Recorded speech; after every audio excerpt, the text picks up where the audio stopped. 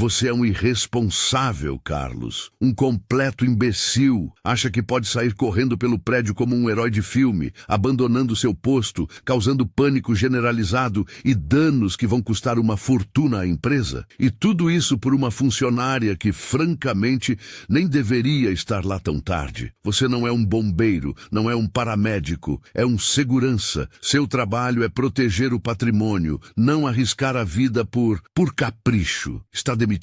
Recolha suas coisas e saia imediatamente. E não se atreva a pensar em indenização, porque se depender de mim, você nunca mais pisa em Curitiba como segurança. Entendeu? Antes de começar, me diga nos comentários de qual cidade você está ouvindo essa história. Carlos ouviu as palavras cortantes do síndico, Dr. Albuquerque, ecoarem não apenas na sala fria e impessoal da administração, mas também dentro de sua própria alma, onde ressoavam com uma brutalidade que parecia rasgar cada fibra de sua existência. Ele estava ali, parado, o corpo ainda dolorido da fumaça inalada e dos esforços sobre-humanos de poucas horas atrás, coberto por uma fina camada de fuligem que parecia incrustada em sua pele e em seu espírito. O cheiro de fumaça, misturado ao do desinfetante hospitalar que impregnava a sala, era um lembrete cruel da realidade. A cada sílaba proferida por Albuquerque, Carlos sentia um pedaço de sua dignidade se desintegrar. Um futuro que ele havia construído com tanto suor e dedicação ruir diante de seus olhos. Ele não era apenas um segurança, ele era Carlos, um homem de 40 e poucos anos, com ombros largos e uma postura que denunciava anos de disciplina, mas que agora se curvara sob o peso da injustiça. Seu olhar, antes vigilante e atento, estava agora nublado por uma mistura de incredulidade e profunda mágoa. Os olhos castanhos, que haviam visto incontáveis noites e madrugadas de solidão e vigília, agora refletiam a escuridão de um poço sem fundo. Ele era um homem de poucas palavras, habituado a observar e a agir e não a defender-se de acusações tão absurdas. Sua vida, até aquele momento, fora pautada pela honra e pelo dever. Desde jovem, Carlos havia aprendido o valor do trabalho duro e da retidão. Criado em um bairro humilde de Curitiba, ele viu seus pais lutarem para garantir o P-mínimo, e isso o impulsionou a buscar uma vida de estabilidade e propósito. A segurança não era apenas um emprego, era uma vocação. Ele se orgulhava de ser o pilar de proteção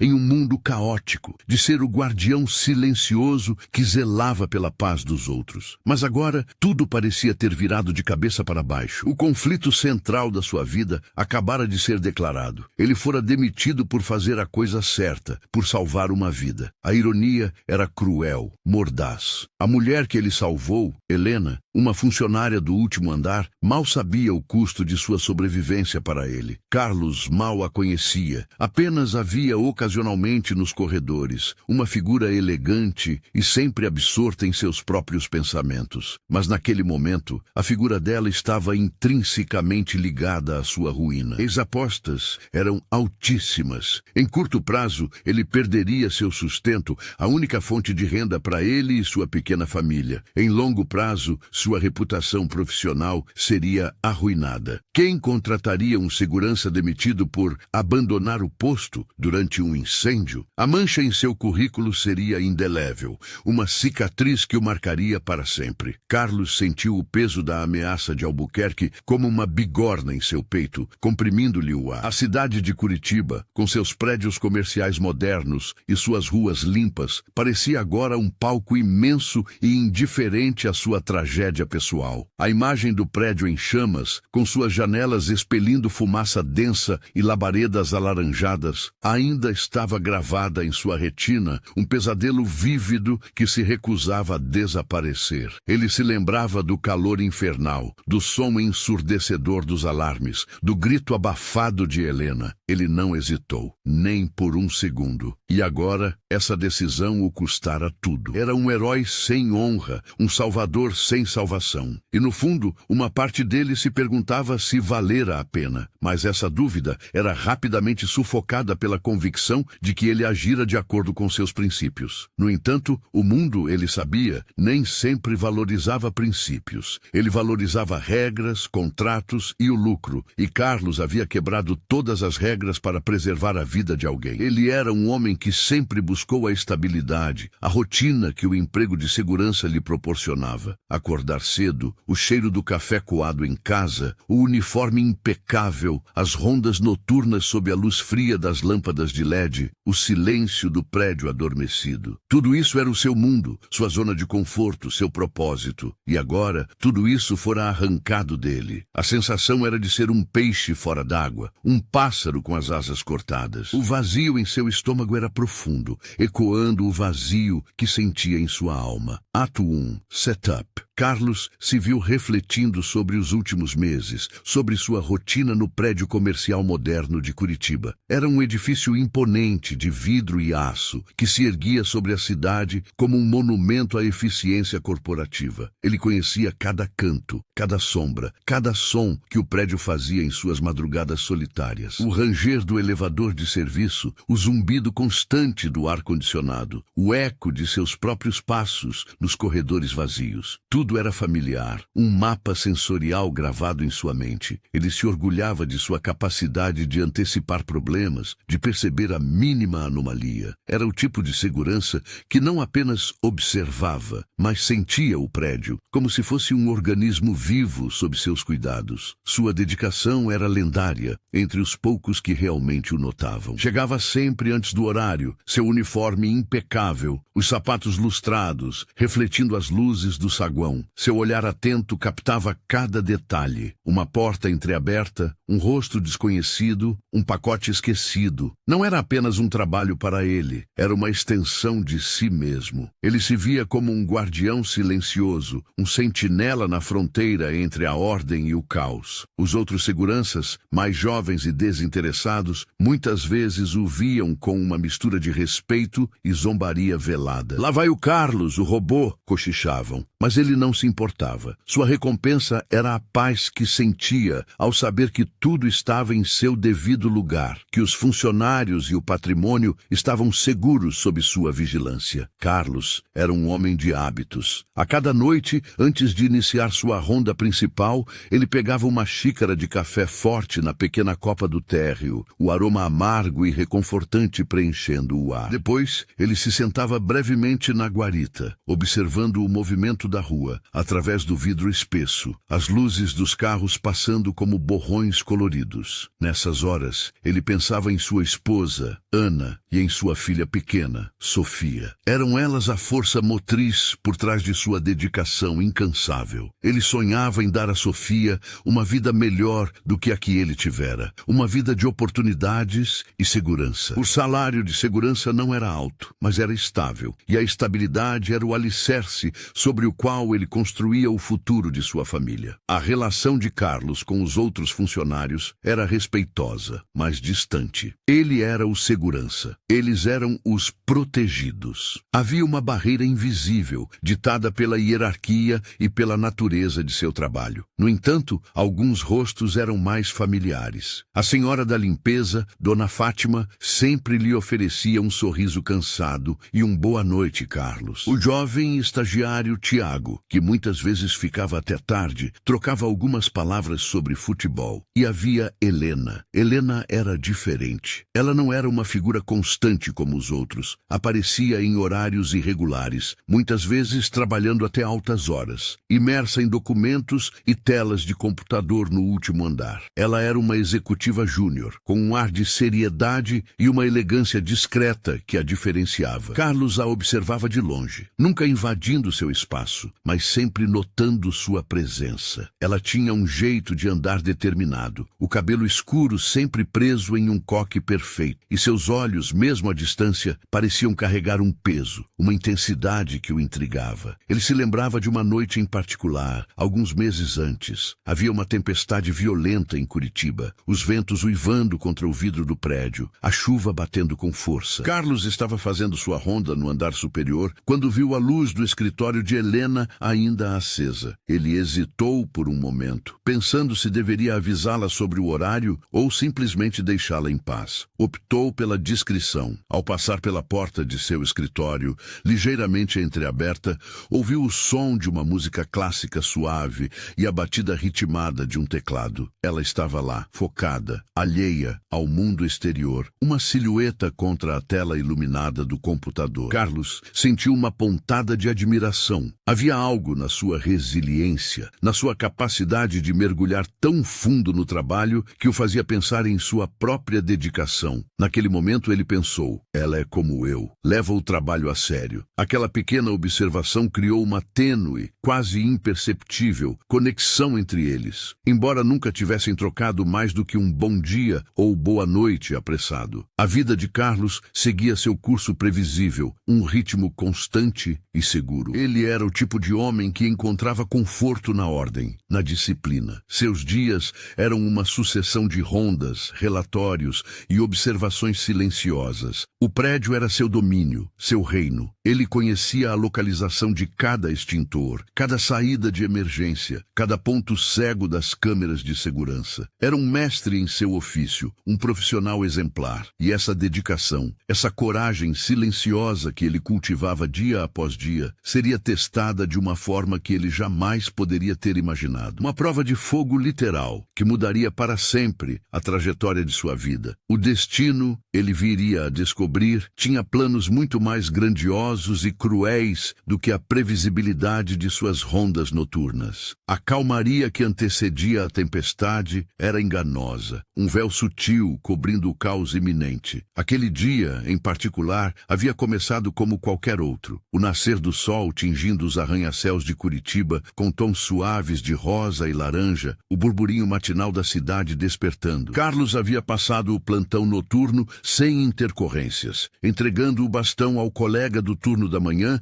com a habitual precisão. Chegou em casa, tomou um banho revigorante, sentou-se à mesa com Ana e Sofia para o café da manhã. A risada de sua filha, um som cristalino e puro, era a melodia que o acalmava, que o lembrava do porquê ele fazia o que fazia. Ana, com seu olhar doce e preocupado, sempre lhe perguntava sobre o trabalho, sobre as noites longas. Ele sempre minimizava os riscos. Tudo tranquilo, meu amor, dizia, para não a preocupar. Mal sabia ele que aquela seria a última manhã tranquila por um longo tempo. O turno da tarde, que ele pegou naquele dia fatídico, começou com a habitual rotina de observação. O vai e vem de executivos, o som constante dos telefones, o aroma de café e produtos de limpeza. No final da tarde, o movimento começou a diminuir. As luzes dos escritórios se apagavam uma a uma. Os elevadores subiam e desciam com menos frequência. Carlos estava em sua guarita, revisando os registros de entrada e saída, quando o primeiro sinal surgiu. Não foi um alarme, foi um cheiro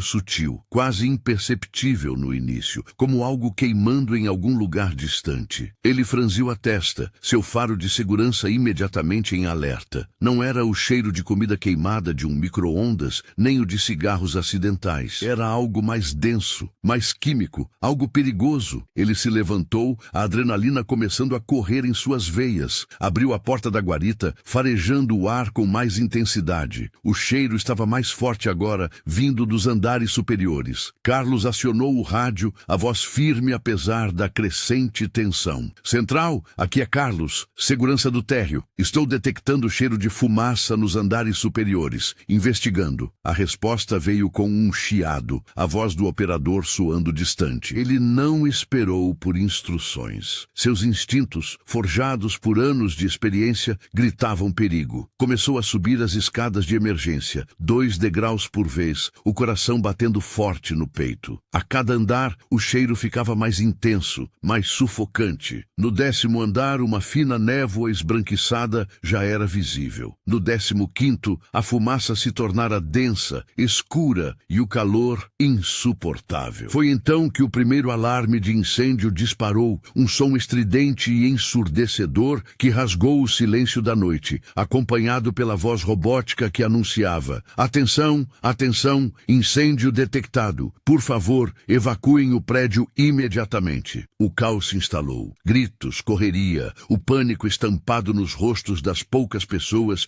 que ainda estavam nos andares superiores e que agora desciam as escadas tropeçando. Carlos, porém, subia contra a corrente. Ele sabia que o fogo era traiçoeiro, que se espalhava com velocidade implacável. Mas havia algo mais, uma premonição, uma sensação de que nem todos haviam conseguido sair. Ele pensava em Helena, em seu escritório no último andar, em sua dedicação que a fazia ficar até altas horas. Uma imagem mental dela, inclinada sobre a mesa, alheia ao perigo, invadiu sua mente. Não era uma certeza, mas uma forte suspeita. Ele precisava verificar. Seu dever o chamava para proteger o patrimônio, sim, mas seu código moral, seu instinto mais profundo, o impelia a proteger vidas, a vida acima de tudo. Carlos alcançou o último andar, o ar espesso e quente queimando seus pulmões. As luzes de emergência piscavam intermitentemente, criando sombras fantasmagóricas. A fumaça agora era tão densa que ele mal conseguia ver um palmo à sua frente. Ele se abaixou, tentando respirar o ar mais puro perto do chão, tateando as paredes. O calor irradiava de uma das salas, e ele sabia, o escritório de Helena. Ele não sabia se ela estava lá, mas não podia arriscar. Com um empurrão de ombro, abriu a porta, que já estava quente ao toque. O interior era um inferno. Chamas dançavam nas cortinas, lambiam as estantes de livros, consumiam papéis, e no meio daquele caos, lá estava ela, Helena, caída ao lado da mesa, tossindo convulsivamente, os olhos arregalados de terror e asfixia. Ela tentava se arrastar, mas a fumaça a havia desorientado e enfraquecido. "Helena!" ele gritou, sua voz abafada pelo rugido do fogo. Ela ergueu a cabeça fracamente, os olhos marejados de lágrimas e fumaça, encontrando os dele. Havia reconhecimento e uma centelha de esperança. Carlos não pensou, agiu. Correu até ela, ignorando o calor escaldante que queimava sua pele exposta. Ele a ergueu nos braços, sentindo o peso do corpo dela, frágil e inerte. Ela tossia, lutando por ar. Ele a segurou firme, cobrindo o rosto dela com a manga do seu uniforme, tentando protegê-la da fumaça. O caminho de volta parecia mais longo, mais perigoso. As chamas se espalhavam rapidamente, os estalos da madeira queimando, o som de vidro estourando. Ele podia sentir o teto começar a ceder em alguns pontos. O tempo era crucial. Com Helena nos braços, ele começou a descer as escadas de emergência, o peso dela somado ao seu próprio cansaço e a dificuldade de respirar. Cada degrau era um esforço monumental. A fumaça parecia persegui-los, envolvendo-os em um abraço sufocante. Ele se concentrava em cada passo,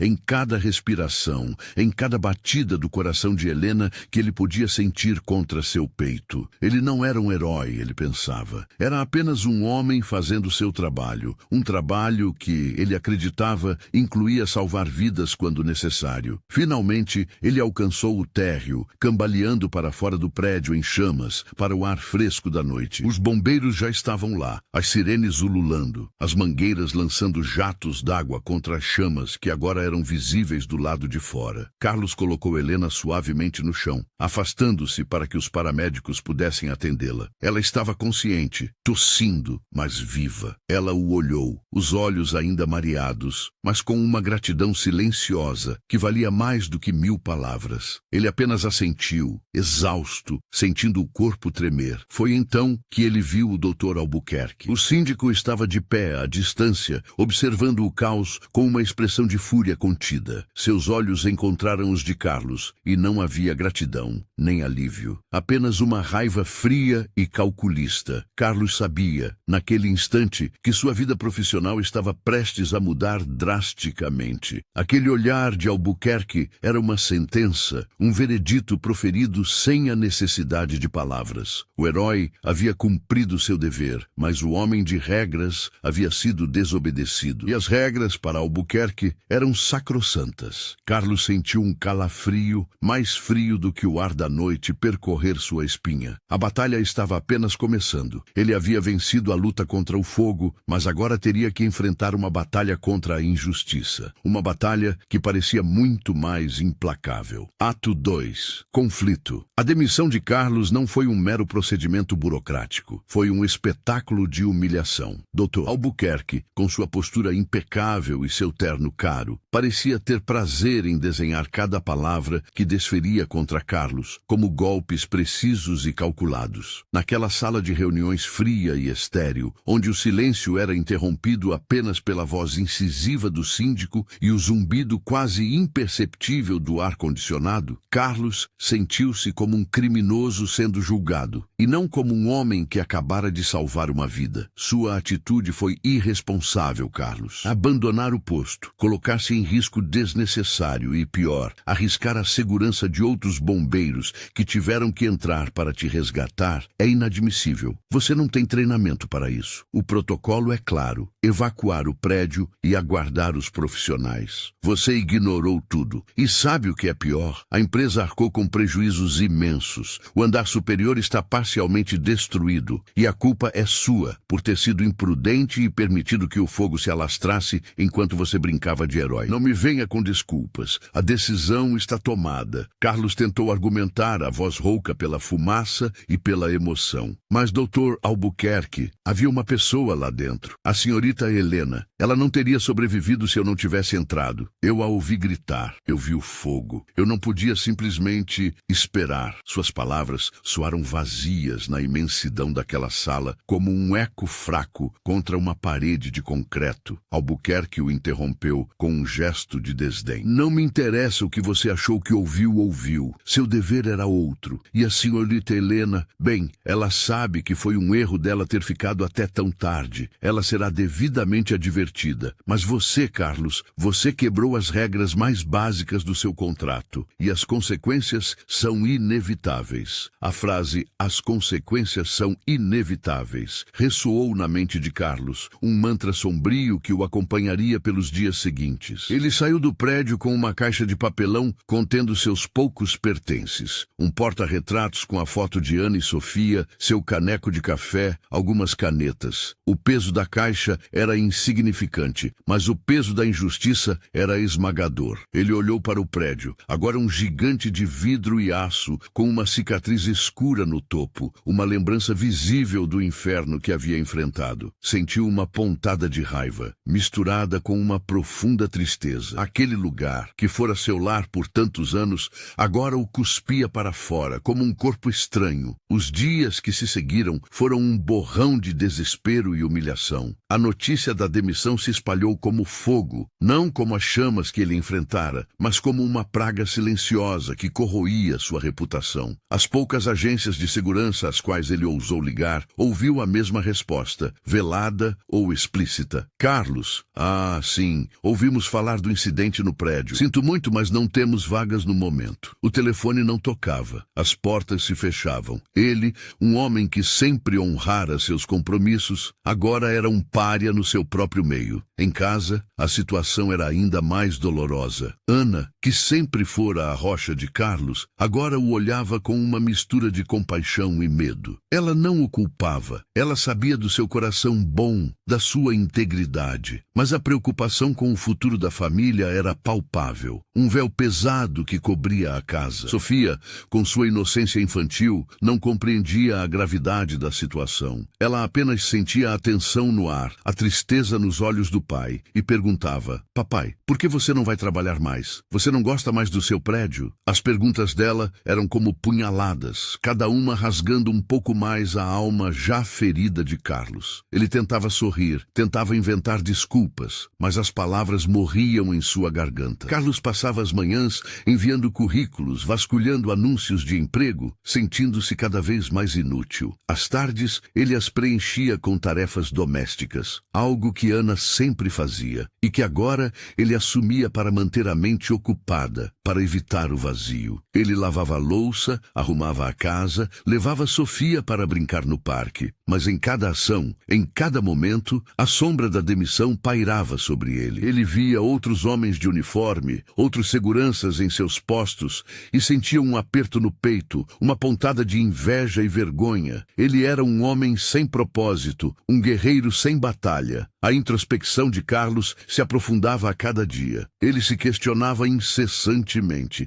Tinha ele feito a coisa certa? O heroísmo era uma farsa? Seria melhor ter seguido as regras, deixado Helena para trás e mantido seu emprego, sua estabilidade? A culpa o corroía. Não a culpa por salvar Helena, mas a culpa por não ter conseguido prever as consequências, por ter sido tão ingênuo em acreditar que a justiça prevaleceria. Ele se sentia como um tolo, um homem que sacrificou tudo por um ideal que ninguém mais parecia compartilhar. Uma noite, enquanto Ana já dormia e Sofia estava em seu quarto, Carlos foi para a sala escura, sentou-se no sofá e revia mentalmente cada segundo daquela noite de inferno. O cheiro da fumaça, o calor, o som das chamas. A imagem de Helena caída no chão parecia congelada em sua memória. Ele se lembrava da sensação do corpo dela em seus braços, do medo em seus olhos. Não, ele pensou, eu faria tudo de novo. O arrependimento não era por ter agido, mas pelas consequências que recaíam sobre sua família. Era por Ana, por Sofia, que ele sentia o peso maior. O rosto de Albuquerque, com sua expressão gélida e inabalável, voltava para assombrá-lo. O síndico representava tudo o que Carlos desprezava: a frieza corporativa, a burocracia desumana, a prioridade ao lucro acima da vida humana. A perda não era apenas financeira, era uma perda de identidade. Carlos sempre se definira pelo seu trabalho, pela sua capacidade de proteger. Agora, ele era apenas o ex-segurança, o desempregado. Ele sentia um vazio existencial, uma sensação de que lhe haviam roubado não apenas o emprego, mas a própria essência de quem ele era. Ele começou a evitar os amigos, os vizinhos. A vergonha era um manto pesado que o envolvia, fazendo-o recuar para dentro de si mesmo. As risadas de Sofia, que antes eram música para seus ouvidos, agora pareciam um lembrete constante de sua falha em prover para ela. A tensão em casa era quase palpável. Pequenas discussões surgiam por coisas banais: a conta de luz, o preço do pão. Ana tentava ser forte, mas seus olhos mostravam o cansaço e a preocupação. Carlos, você tem que manter a fé, ela dizia, mas a voz dela soava tão incerta quanto a dele. Ele via o esforço dela em manter a esperança, e isso o fazia sentir ainda mais pesado. Ele era o provedor, o protetor, e agora ele havia falhado em ambos os papéis. Uma tarde, ele estava sentado no sofá, assistindo a um programa de televisão sem realmente prestar atenção, quando Ana se sentou ao lado dele, o olhar fixo no chão. Carlos, ela começou, a voz baixa, quase um sussurro. Recebemos uma notificação do banco. A prestação da casa. Vamos ter que usar as economias de Sofia. Ele sentiu um nó na garganta. As economias de Sofia. Aqueles poucos reais que eles guardavam religiosamente para o futuro dela, para uma boa escola, para uma faculdade. Era o último bastião de segurança que eles tinham. A ideia de tocá-las era como profanar algo sagrado. Não, Ana, não podemos fazer isso. É o futuro dela, Carlos respondeu, a voz embargada. Não temos escolha, Carlos. Não por agora. Você não está recebendo nada. E as contas não esperam. É temporário. Assim que você arrumar um emprego, a gente repõe, ela disse, tentando soar otimista, mas seus olhos traíam o desespero. Carlos sentiu uma onda de impotência. Ele havia sacrificado seu emprego, seu futuro,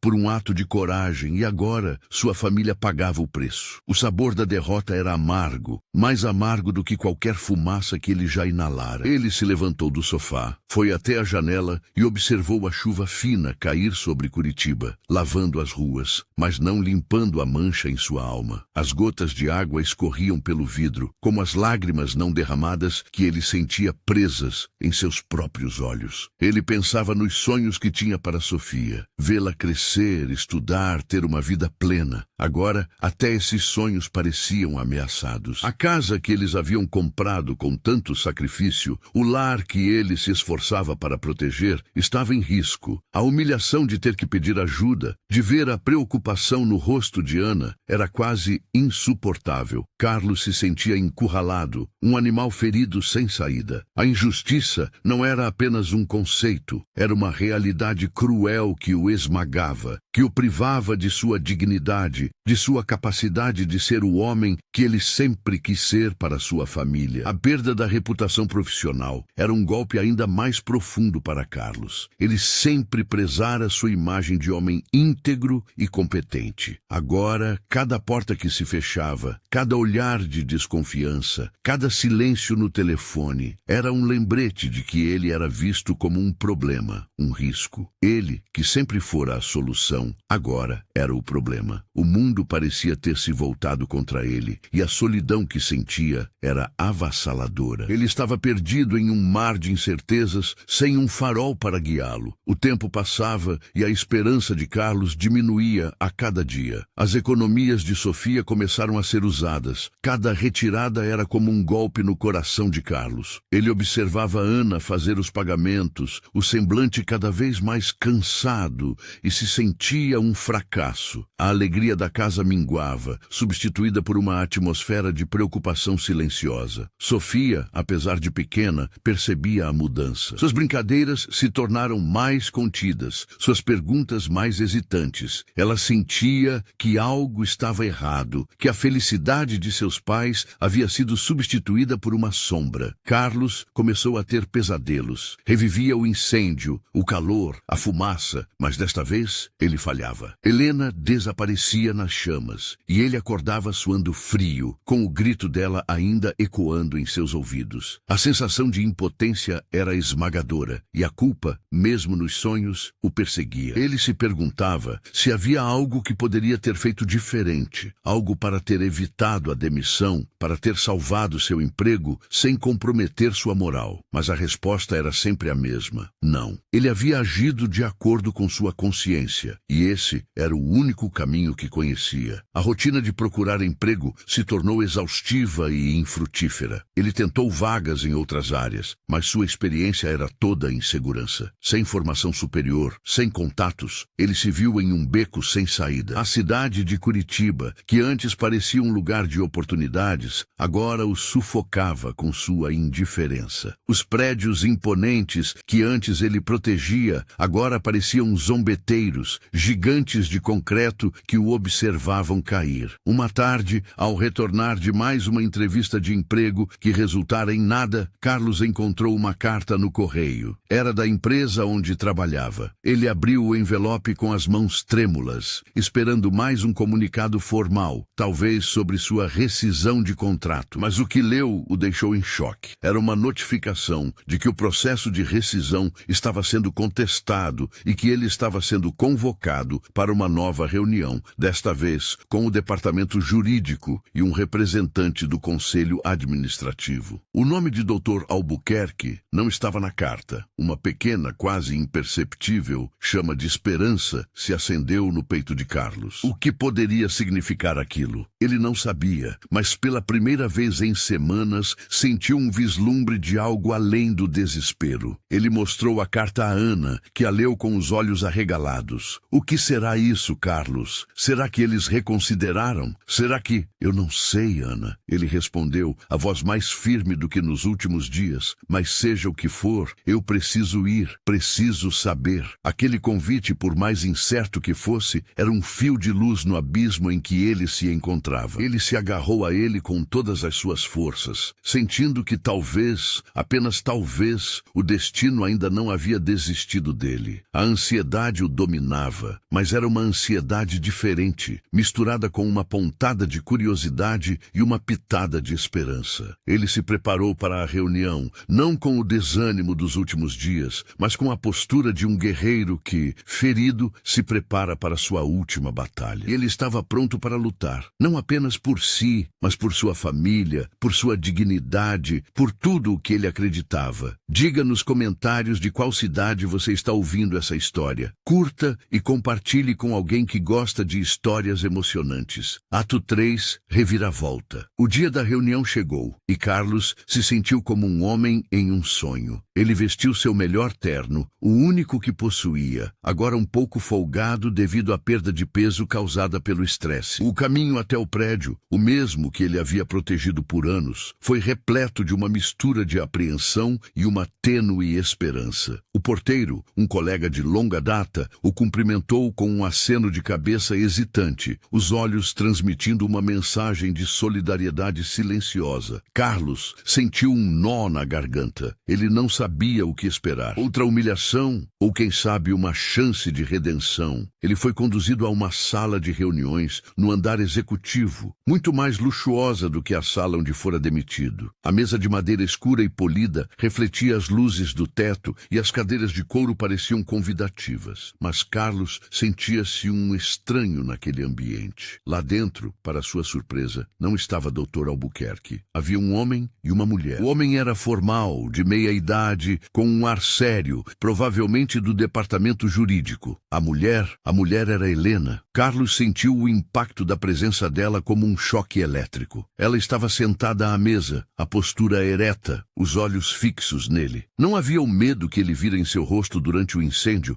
mas uma determinação calma e uma expressão de profunda consideração. Ela estava impecável em seu tailleur, o cabelo escuro solto sobre os ombros, emoldurando um rosto que, embora ainda carregasse os vestígios do trauma, irradiava uma força recém-descoberta. O ar na sala parecia rarefeito, carregado de expectativa. O homem do departamento jurídico, Dr. Mendes, começou a falar, a voz formal, mas sem a frieza de Albuquerque. Sr. Silva, obrigado por vir. Entendemos que as circunstâncias de sua saída foram conturbadas. No entanto, após uma revisão minuciosa dos fatos e com base em novos depoimentos, chegamos a uma nova conclusão. Carlos ouvia, mas seus olhos estavam fixos em Helena. Ela o observava, uma leve inclinação de cabeça, um sinal quase imperceptível. O que estava acontecendo? Ele não conseguia decifrar. Dr. Mendes continuou. A senhorita Helena, executiva sênior de nosso grupo e filha do nosso fundador, o Sr. Fernando Almeida, fez questão de reavaliar seu caso pessoalmente. Ela nos trouxe uma perspectiva que o Dr. Albuquerque, infelizmente, não considerou em sua totalidade. As últimas palavras de Dr. Mendes atingiram Carlos como um raio. Filha do dono da empresa. A reviravolta era tão inesperada, tão colossal, que ele mal conseguiu processá-la. Helena, a funcionária que ele salvara, era a filha do fundador, a herdeira do império. O choque foi tão grande que ele sentiu o sangue gelar nas veias, e depois um calor súbito e avassalador. Tudo, absolutamente tudo, que ele havia passado começava a fazer sentido, mas de uma forma que ele jamais poderia ter previsto. Helena finalmente falou, sua voz suave, mas firme, carregada de uma autoridade que Carlos nunca havia percebido nela. Carlos, eu sinto muito pela forma como você foi tratado. Meu pai esteve viajando e só retornou há poucos dias. Quando soube do incêndio, e mais importante, de como você me salvou, ele ficou furioso com a decisão de Albuquerque. Não apenas por ter me salvado, mas por ter agido com a coragem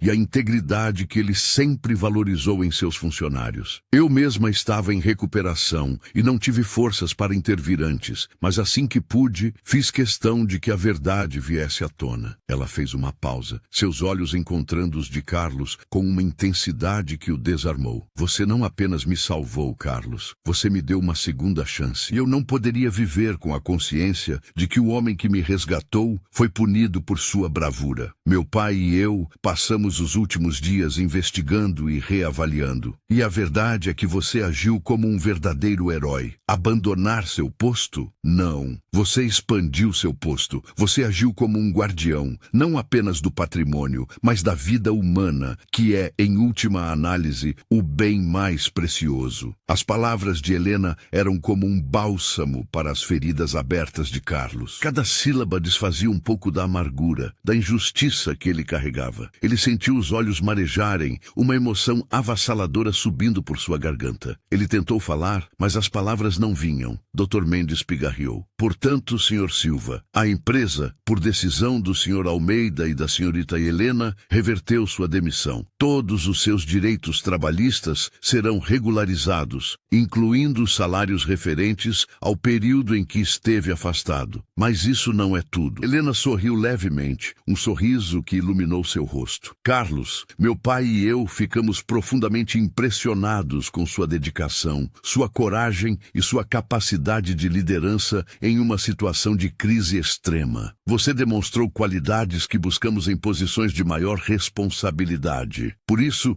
gostaríamos de lhe fazer uma proposta. Queremos que você seja o novo chefe de segurança do Grupo Almeida. Não apenas deste prédio, mas de todas as nossas unidades em Curitiba e na região metropolitana. Carlos ficou em silêncio, processando as palavras. Chefe de segurança do grupo. Era um salto gigantesco, algo que ele jamais ousara sonhar. De desempregado e desacreditado a chefe, a líder de uma equipe, com a responsabilidade de proteger não apenas um, mas vários prédios e as centenas de vidas que neles trabalhavam. O arco de seu personagem estava se completando de uma forma gloriosa e inesperada. De desacreditado a reconhecido como herói.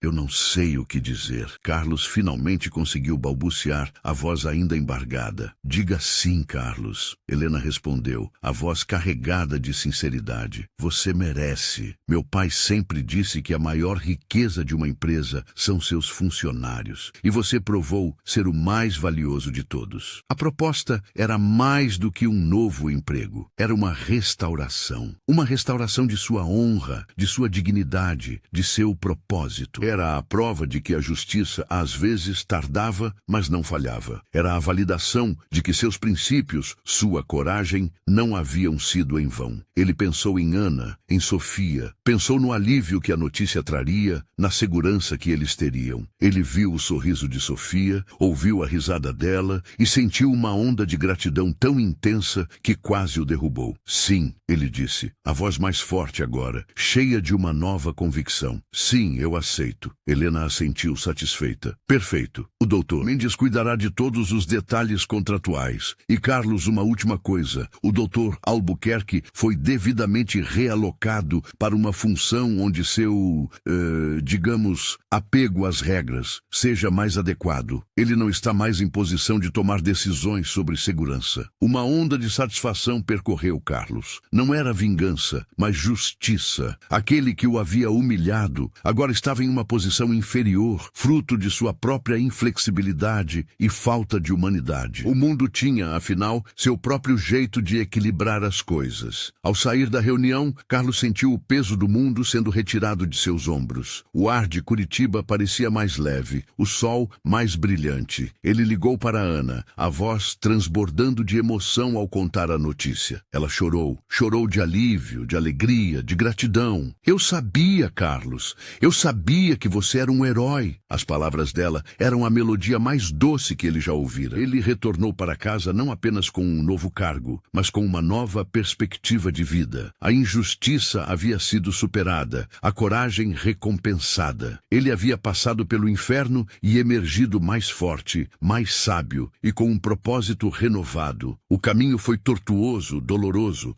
mas a recompensa, a validação de quem ele era, valeu cada segundo. Carlos, o segurança demitido, agora era o chefe de segurança, um líder reconhecido, um herói em sua própria história e, o mais importante, um pai e marido orgulhoso, que havia provado a si mesmo e ao mundo o verdadeiro valor da humanidade e da integridade. A mudança na vida de Carlos foi meteórica, quase surreal. Em questão de dias, ele passou de um homem desempregado e desesperançoso a um executivo respeitado, com um escritório próprio, uma equipe sob seu comando e uma responsabilidade que o enchia de orgulho. O novo cargo de chefe de segurança do Grupo Almeida não era apenas um título, era um renascimento. Ele se via agora em reuniões com diretores, planejando estratégias de segurança para múltiplos edifícios, implementando novos protocolos, treinando equipes. Seus olhos, antes marcados pela tristeza, agora brilhavam com uma nova intensidade. A chama de seu propósito reacendida. O impacto em sua vida pessoal foi igualmente transformador. Ana, sua esposa, irradiava uma alegria alegria que ele não via há muito tempo. O sorriso dela era constante, seus olhos cheios de admiração e alívio. A casa, antes mergulhada na tensão e na incerteza, agora era um lar vibrante, repleto de risadas e planos para o futuro. As economias de Sofia foram repostas, com juros, e a promessa de um futuro seguro para ela era agora uma realidade tangível, não mais um sonho distante. Carlos se dedicava ainda mais à filha, lendo-lhe histórias antes de dormir, brincando no parque com uma energia renovada, sentindo cada momento com ela como um presente inestimável. Ele se lembrava da primeira vez que voltou ao antigo prédio, agora como chefe de segurança. O porteiro, o mesmo que o cumprimentara hesitante, agora o saudava com um sorriso largo e um bom dia, chefe. Os olhos dos outros seguranças, antes cheios de pena ou indiferença, agora o olhavam com respeito genuíno. Alguns se aproximavam para cumprimentá-lo, para apertar sua mão, para expressar sua admiração. Carlos, sempre humilde, respondia com um sorriso e um aceno, mas sentia o calor daquele reconhecimento em seu peito. Ele não buscava aplausos, mas a validação de seu valor era uma doce melodia para sua alma. Helena, agora sua colega de alto escalão, tornou-se uma figura de grande respeito e admiração para Carlos. Eles se encontravam regularmente para discutir projetos e estratégias. Nessas reuniões, Carlos via nela não apenas a filha do dono, mas uma mulher de inteligência afiada, compaixão